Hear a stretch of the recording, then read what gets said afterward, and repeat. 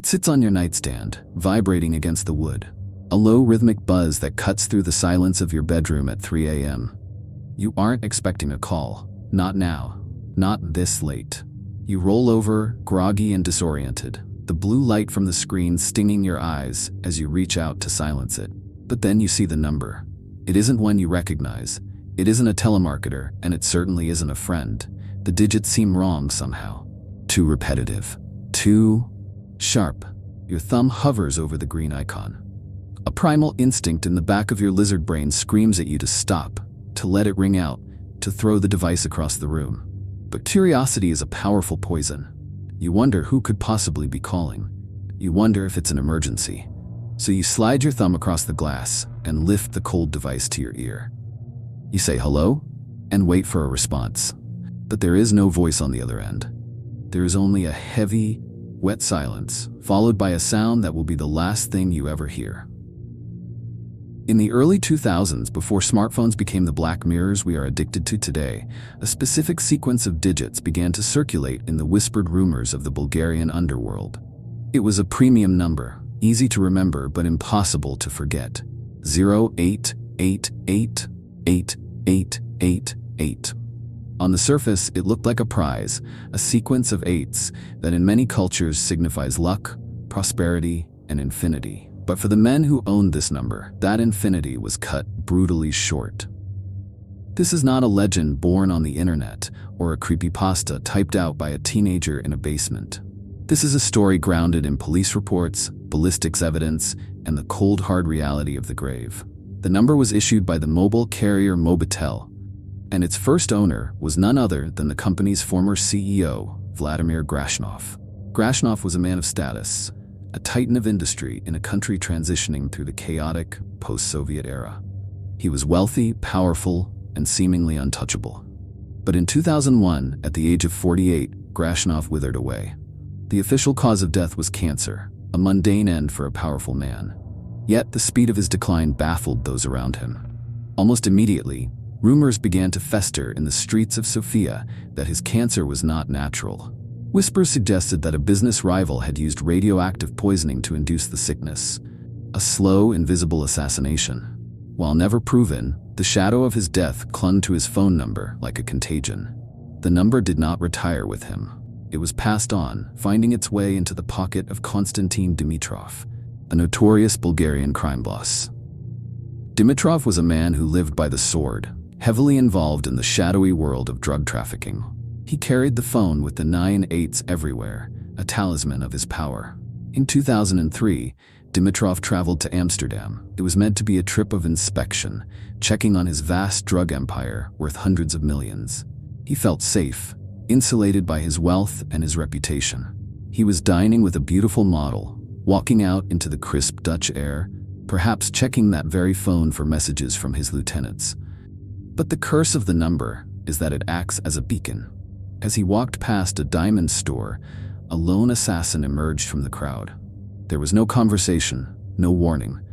Dimitrov was gunned down on the sidewalk, the phone still in his possession. He was 31 years old. The beautiful symmetry of the phone number was now stained with the blood of two powerful men, but the Reaper wasn't finished yet. The SIM card changed hands again.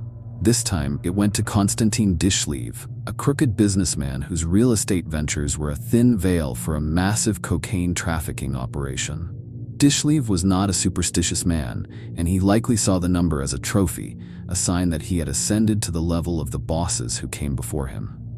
But taking that number was like signing a contract with fate. In 2005, just 2 years after Dimitrov was butchered in Amsterdam, Dishlev was standing outside an Indian restaurant in Sofia. The night was dark, the city noise a low hum in the background. As he stepped out, an unknown gunman opened fire. Dishlev fell, riddled with bullets, his life ending on the cold pavement, just as his predecessors had. 3 owners, 3 deaths, all within the span of 4 years. The police investigation into Dishlev's murder revealed a network of crime so vast, it eventually led to the suspension of the number. But it wasn't just the police who were interested. The public had taken notice. The pattern was too perfect, too precise to be ignored. Journalists reached out to Mobitel, asking why every man who held this specific sequence of digits ended up in a coffin. The phone company's response was terrified silence. When asked for comment, a Mobitel spokesman would only say, "We have no comment to make. We won't discuss individual numbers." Shortly after Dishleve's murder, the number was taken out of service. If you call it today, you will hear nothing but a recording telling you the number is unreachable. Or perhaps, if you listen closely enough to the static between the connection attempts, you might hear the faint echo of a gunshot. But bullets and radioactive poison are physical threats. They are tangible terrors that we can understand, even if we fear them. Organized crime is a dangerous game, and perhaps those men were destined to die, regardless of the SIM card in their phones. So what happens when the threat has no trigger to pull?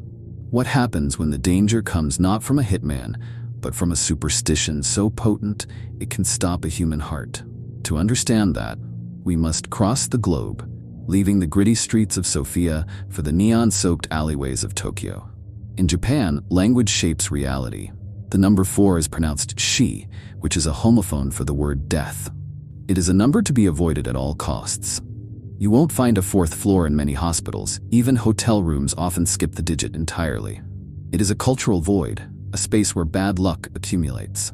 So imagine the terror of a phone number that is nothing but a string of death. 09044444444. This is known as the Sadako number, named after the vengeful spirit from the cult horror film Ringu. In the movie, watching a cursed videotape leads to a phone call, which leads to death in 7 days. But in the real world, the legend says you don't need the tape. You only need to dial the number. The folklore surrounding these digits is thick with dread.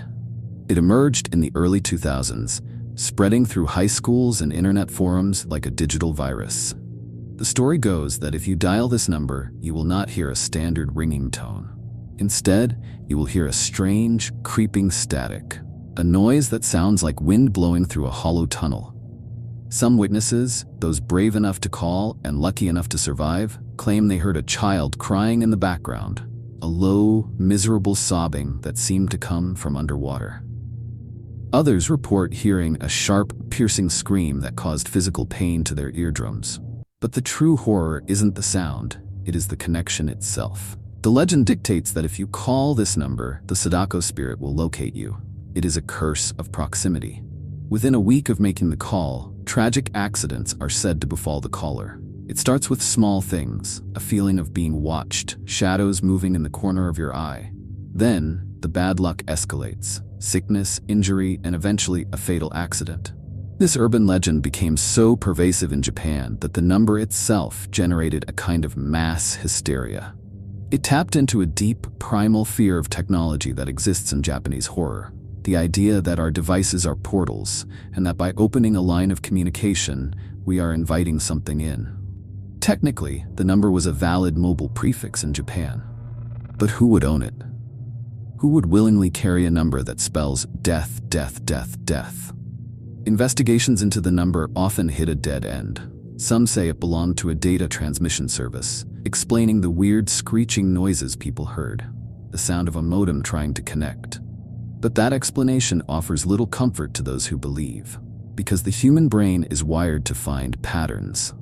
If you call a cursed number and then trip down the stairs 2 days later, was it clumsy feet? Or was it the phone? The power of the Sadako number lies in the nocebo effect, the opposite of the placebo. If you truly believe a call will hurt you, your body and mind may conspire to make that belief a reality. You become hypervigilant, stressed, and prone to errors. In a sense, you haunt yourself. But there are times when the haunting isn't solitary. Sometimes the panic spreads across an entire nation, turning a simple phone call into a weapon of mass terror. We like to think we are rational creatures. We like to think that we cannot be frightened by something as simple as a colored font on a screen. But in 2012, a wave of panic swept through Pakistan and parts of the Middle East that proved just how fragile our rationality really is. It wasn't a ghost, and it wasn't the mafia. It was the color red. Imagine waking up to a text message from a frantic relative. The message is short, urgent, and terrifying. Do not answer any calls from this number. If the number appears in red, it will kill you. In July 2012, this wasn't just a chain letter. It was a phenomenon that gripped millions. Reports began to flood in regarding calls from specific numbers, often cited as 78883080001 or sequences starting with 385. The rumor was specific and gruesome. It was said that answering these calls would transmit a high-frequency signal so intense it would fry the brain of the listener, causing immediate hemorrhaging and death. Other versions of the story claimed that the cursed call would cause blood to pour from the eyes and mouth of the victim. The panic became so intense that legitimate news outlets began to cover the story, not as a debunking, but as a developing crisis. People were turning off their phones. In rural areas, where superstition holds a stronger grip than technological literacy, the fear was palpable. This wasn't the first time this had happened. A similar panic had struck Nigeria in 2004, known as the killer number panic. In that instance, rumors spread that answering calls from numbers like 08031111999 would cause the listener to vomit blood and die instantly. It was said that the callers were using black magic, vibrating the phone with a death frequency. In Pakistan, the hysteria reached a fever pitch. The logic, or lack thereof, was that a virus could be transmitted to the human brain through the ear. Scientifically, this is impossible. A phone speaker cannot generate a frequency capable of liquefying brain matter. But fear doesn't require science. It requires a narrative. The narrative here was one of technological invasion.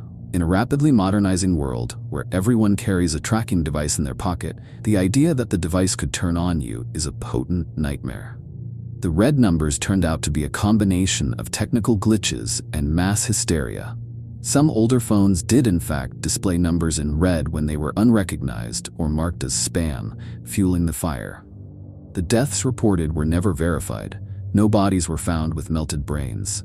But the psychological toll was real. It is a testament to the power of suggestion. If you tell 10 million people that their phone is a loaded gun, a certain percentage of them will be too terrified to pick it up. The red number panic revealed that we don't just fear the supernatural. We fear the unseen capabilities of the technology we rely on.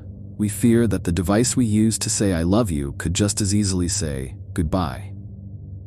So we have the mafia hits of Bulgaria, the vengeful spirits of Japan, and the mass hysteria of Pakistan. But there is one more category of cursed numbers. These are the numbers that don't just kill you, they invite you to a place you were never meant to see. These are the numbers that bridge the gap between the real world and the digital void. In the United States, the landscape of cursed numbers is often a blend of reality and alternate reality games, or ARGs.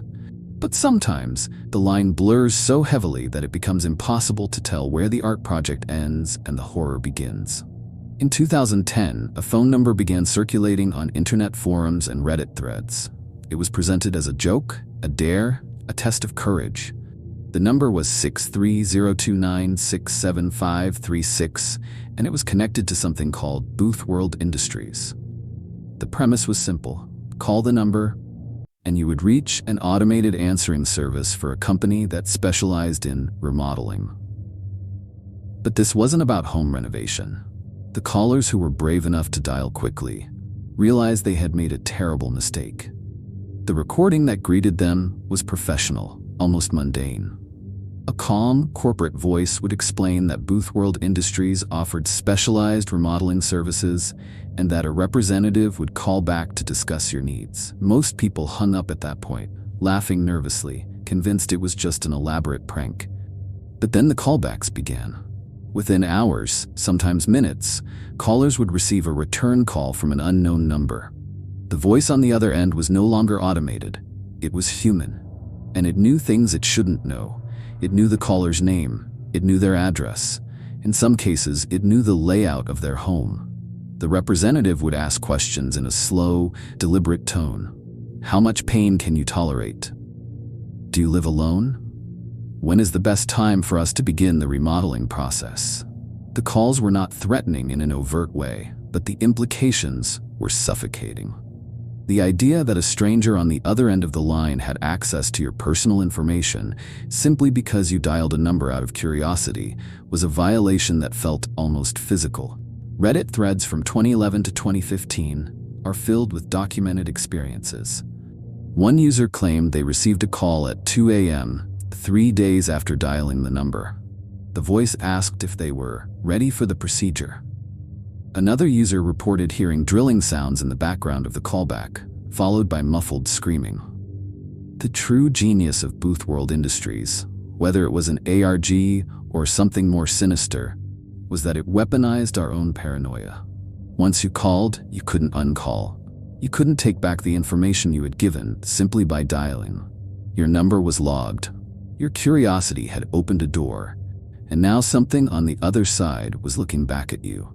The number was eventually disconnected, but recordings of the original message still circulate online.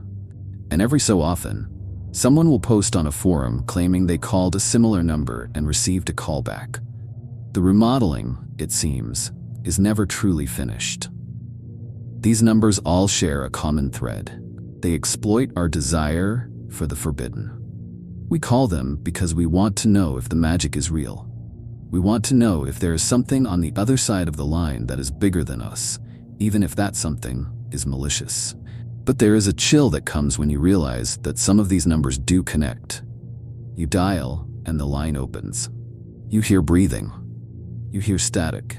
You hear a recording that sounds like it was made in a basement 50 years ago.